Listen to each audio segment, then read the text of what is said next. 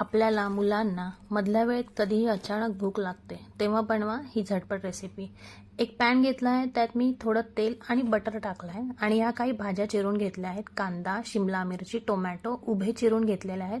तुम्ही यामध्ये तुमच्या आवडीने अजून भाज्या मिक्स करू शकता, गाजर, पनीर, कॉर्न्स वगैरे।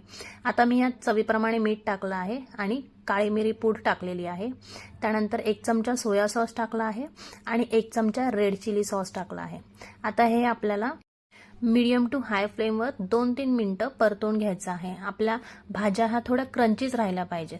त्यानंतर मी एक चपाती घेतली आहे, त्यावर टोमॅटो सॉस आणि मेयोनीज लावून हे पूर्ण चपातीला पसरवून घेतलेलं आहे आणि त्यावर जी आपण आता भाजी रेडी केली होती ती भाजी बरोबर मध्यभागी ठेवून अशा प्रकारे पसरवून घ्यायची आहे व्हिडिओत दाखवल्याप्रमाणे। आणि बाजूने बटर टाकून चपाती छान क्रिस्पी करून घ्यायची आहे आणि चपाती क्रिस्पी झाल्यानंतर या प्रकारे व्हिडिओत दाखवल्याप्रमाणे ही चपाती अशी फोल्ड करून घ्यायची आहे आणि इथे आपली फ्रँकी चपाती रोल जे काही म्हणा इथे रेडी आहे आणि याला सॉसची वगैरे कसलीच गरज नाही, हे नुसतंच खूप छान लागतं। तर या प्रकारे इथे आपली चपाती रोल, चपाती फ्रँकी रेडी आहे आणि आता इथे खाण्यासाठी सोपं जावं यासाठी मी इथे पीसेस करून घेतलेले आहेत। तर हे तुम्ही मधल्या वेळेला कधीही बनवू शकता आणि मुलांना टिफिनला देण्यासाठीही उत्तम पर्याय आहे।